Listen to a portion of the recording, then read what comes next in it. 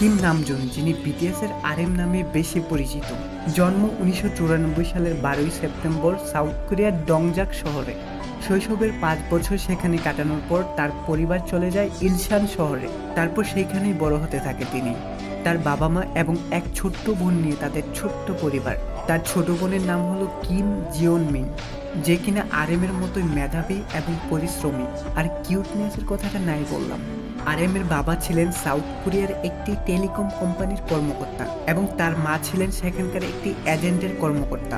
মোটামুটি আরএম ছিলেন সেখানকার একটি ঐতিহ্যবাহী, শিক্ষিত এবং উচ্চবিত্ত পরিবারের সন্তান। ছোট্টবেলা থেকে আরএম ছিলেন তীক্ষ্ণ প্রতিভা এবং প্রখর মেধাবী সম্পন্ন এক বালক। সাহিত্য, সঙ্গীত, ইংরেজি এবং বিদেশি ভাষায় ছিল তার অসাধারণ প্রতিভা। সেই কারণে ছোট্টবেলা থেকে আরএম অনর্গলভাবে ইংরেজি বলতে পারত। আর আরএমই হলো বিটিএস এর একমাত্র সদস্য যে ফ্লুয়েন্টলি ইংরেজি বলতে পারে। এবং মজার ব্যাপার হলো আরএম ইংরেজি শিখেছিল ছোট্টবেলায় তার মায়ের সাথে ইংরেজি ভাষায় প্রচারিত ফ্রেন্ডস নামের একটি টিভি শো দেখার মাধ্যমে। ইংরেজি এবং কোরিয়ান ভাষার পাশাপাশি জাপানিজ ভাষায় রয়েছে আরএম এর দক্ষতা। স্কুলে পড়াকালীন সময় থেকে আরএম খুব ভালো কবিতা লিখতে পারতেন এবং প্রায় সময় সে লেখালেখির জন্য পুরস্কার পেত। এমনকি তার লেখা কবিতাগুলো সে তখনকার সময়ের একটি অনলাইন কবিতার ওয়েবসাইটে টানা 1 বছর ধরে নিয়মিত পোস্ট করতেন। কবিতা এবং সাহিত্যের প্রতি তার প্রবল আগ্রহের কারণে একসময় সে মনস্থির করে নিয়েছিল যে বড় হয়ে সে একজন লেখক কিংবা সাহিত্যিকই হবেন। কিন্তু এই ইচ্ছা বেশি দিন ধরে রাখতে পারেনি তিনি। মাত্র 11 বছর বয়সে যখন সে 5ম শ্রেণীতে পড়ে তখনই ইপিক হাইয়ের ফ্লাই গানটি শোনার পর হিপহপ সঙ্গীতের প্রতি ইন্টারেস্টেড হয়ে পড়েন। সে লক্ষ্য করে গানটি তার মনে প্রশান্তি এনে দিচ্ছে। তারপর থেকে সে এই টাইপের মিউজিকগুলো আরো বেশি শুনতে থাকে। এক পর্যায়ে সে তার স্কুলের শিক্ষকের কাছ থেকে একজন আমেরিকান র্যাপারের গানের সাথে পরিচিত হয়। ধীরে ধীরে তার কাছে হিপহপ সঙ্গীতের প্রতি এক অন্যরকম ভালোবাসা এবং অ্যাডিকশন কাজ করতে শুরু করে। সেই আগ্রহ থেকে আরএম সাহিত্যের প্রতিভা মিউজিকে রূপান্তর করতে শুরু করে। আরএম তার লেখা কবিতাগুলোকে গানের ভাষায় গাইতে থাকেন।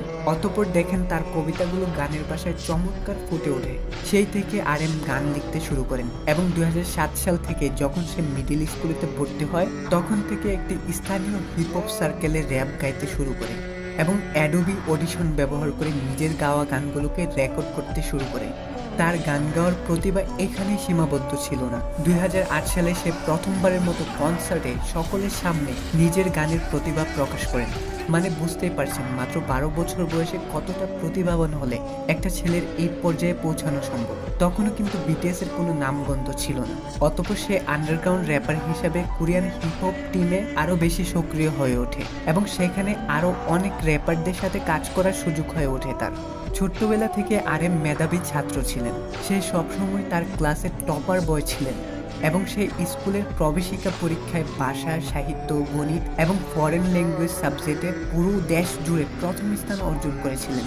ঠিক কতটা মেধাবী হলে এরকম দেশ জুড়ে প্রথম স্থান অধিকার অর্জন করা সম্ভব একটু কল্পনা করুন। একাডেমিকভাবে সে এত ভালো রেজাল্ট করায় তার বাবা মা তার মিউজিকের প্রতি এত আগ্রহ নিয়ে কিছুটা উদ্বিগ্ন হয়ে পড়ে এবং তারা চাইতো আরএম মিউজিক ছেড়ে ভালোভাবে পড়াশোনায় ফোকাস করুক। পরবর্তীতে আরএম তার মাকে জিজ্ঞেস করেছিল, তুমি কি তোমার ছেলেকে 5000 স্টুডেন্টের মধ্যে টপার হিসাবে দেখতে চাও নাকি নাম্বার 1 র্যাপার হিসাবে দেখতে চাও? কতটা আত্মবিশ্বাসী হলে একটা ছেলে এরকম প্রতিজ্ঞা করতে পারে বুঝতেই তো পারছেন। তাছাড়াও আরএম এর তার মায়ের সাথে এক বন্ধুত্ব সুলভ সম্পর্ক গড়ে উঠেছিল, যার ফলে সে তার স্বপ্নের কথা সহজেই তার মাকে প্রকাশ করতে পারত। এই দিক থেকে সে অনেক লাকি ছিল। আবগুজিং হাই স্কুল থেকে মাধ্যমিক শিক্ষা শেষ করার পর আরএম 2019 সালে গ্লোবাল সাইবার ইউনিভার্সিটি থেকে ব্রডকাস্টিং অ্যান্ড এন্টারটেইনমেন্টের উপর গ্র্যাজুয়েট সম্পন্ন করেন। অতঃপর হ্যানিয়াং সাইবার ইউনিভার্সিটি থেকে বিজ্ঞাপন ও মিডিয়ার উপর এমবিএ কমপ্লিট করেন। তাছাড়াও আরএম 12 বছর বয়সে 4 মাসের জন্য নিউজিল্যান্ডে পড়াশোনা করেছিলেন। এবার চলুন আরএম এর বিটিএস এর যোগদানের গল্পটা শুনে নেওয়া যাক। আরএম 2009 সালে সঙ্গীত জগতে প্রতিষ্ঠিত হওয়ার জন্য বিগ ডিলে অডিশন দেন। সেখানে তিনি প্রথম রাউন্ড ভালোভাবে উত্তীর্ণ হন, কিন্তু দ্বিতীয় রাউন্ডে সে তার গানের লিরিক্স সব ভুলে যায়, যার কারণে সেদিনের মতো বিগ ডিলে সে টিকতে পারেনি। আসলে এমনটা হয় বেশি নার্ভাস হয়ে গেলে, তখন যেগুলো আমরা খুব ভালো পারি সেগুলোও ভুলে যাই। যাই হোক, আরএমের জন্য হয়তো আরো বড় কিছু অপেক্ষা করতেছিল। অতঃপর সেখানে অডিশন দেওয়ার পর সেখানকার একজন র্যাপার আরএমকে তার সাথে যোগাযোগ রাখতে বলেন। তার সাথে আবার বিগ হিট কোম্পানির পরিচালকের ভালো সম্পর্ক ছিল। পরবর্তীতে সে RM এর বিষয়টি বিগ হিট কোম্পানির পরিচালকের সাথে উল্লেখ করেন এবং RM কে বিগ হিটে অডিশন দেওয়ার জন্য উৎসাহিত করেন। অতঃপর 2010 সালে RM একজন র্যাপার হিসেবে বিগ হিট এন্টারটেইনমেন্টে অডিশন দেন এবং সেখানে আরো দুজন সদস্য জে হোপ এবং সুগার সাথে দীর্ঘ 3 বছর ট্রেনিং করার পর 2013 সালে BTS এর অন্যান্য সদস্যদের সাথে নো মোর ড্রিম গানের মাধ্যমে ফাইনালি ডেবু করেন। ট্রেনিং অবস্থায় RM তার স্টেজ নাম হিসেবে র্যাপ মনস্টার বেছে নিয়েছিল, কিন্তু পরবর্তীতে এই নামটি তার কাছে গ্রহণযোগ্য মনে না হওয়ায় 2017 সালে সে তার স্টেজ নেম র্যাপ মনস্টার পরিবর্তন করে RM ঘোষণা করেন, যার সম্ভাব্য মিনিং দাঁড়ায় রিয়েল মি এরকম কিছু। তো আমরা এই বিষয়টা এখন বুঝতে পারলাম যে RM এর স্টেজ নামের মিনিং র্যাপ মনস্টার বোঝায় না, এর সম্ভাব্য মিনিং দাঁড়ায় রিয়েল মি এরকম কিছু। তবে এর এক্স্যাক্টলি মিনিং কি বোঝায় সেটি RM ভালো বলতে পারবে। যাই হোক, BTS এবং BTS এর বাইরে RM বহু মিক্সটেপ রিলিজ করেন এবং বহু জনপ্রিয়তা অর্জন করেন। 17 মার্চ 2015 সালে সে তার প্রথম সোলো মিক্সটেপ RM প্রকাশ করেন, যেটি তখনকার আমেরিকান একটি ম্যাগাজিনে 2015 সালে সেরা 50টি হিপ হপ অ্যালবামের মধ্যে 48 নম্বরে অবস্থান করে। তাছাড়াও আরো বহু অ্যালবাম তৈরিতে RM কাজ করেছেন এবং দেশি বিদেশি বিভিন্ন গায়কের সাথে একজোটে বহুবার কাজ করার সুযোগ হয়েছে তার। সে তার কাজের জন্য দেশি বিদেশি নানান অ্যাওয়ার্ড অর্জন করেছেন। গ্যালাপ কোরিয়া পরিচালিত একটি সমীক্ষায় RM কে 2018 সালে বছরের সেরা আইডল হিসাবে 12তম অবস্থান দেওয়া হয়। তাছাড়াও 2019 সালে সে এ তালিকায় 11তম অবস্থান পেয়েছিল। 2017 সালে American hip hop magazine XXL তাকে 10 কোরিয়ান র্যাপারের তালিকায় অবস্থান দেয়। তাছাড়াও RM 2018 সালে 5th class order of merit culture award দক্ষিণ কোরিয়ার রাষ্ট্রপতির কাছ থেকে গ্রহণ করেন এবং 2021 সালে BTS এর অন্যান্য মেম্বারদের সাথে সাউথ কোরিয়ার রাষ্ট্রপতির বিশেষ দূত হিসেবে নিযুক্ত হয়। এবার তার ব্যক্তিগত জীবন সম্পর্কে কিছু আইডিয়া নেওয়া যাক। RM বর্তমানে তার ব্যান্ডমেটদের সাথে সাউথ কোরিয়ার সিউলে বসবাস করছেন। নভেম্বর 2019 সালে তিনি সিউলের ইয়ংসাল জেলায় $4.9 বিলিয়ন একটি বিলাসবহুল জায়গা ক্রয় করেন। অতঃপর সেই বছরই সেটি $5.8 বিলিয়ন বিক্রি করেন এবং 2021 সালে সে হান্নাম শহরে আরেকটি বিলাসবহুল অ্যাপার্টমেন্ট ক্রয় করেন, যার মূল্য ছিল $5.7 মিলিয়ন।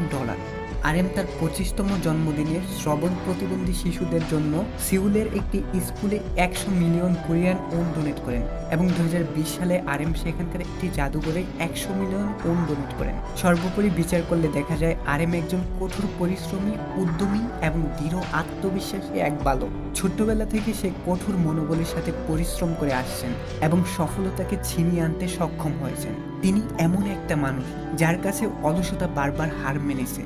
ছোট্টবেলা থেকে এই পর্যন্ত মনে হয় না সে কখনো হাল ছেড়ে দিয়েছে।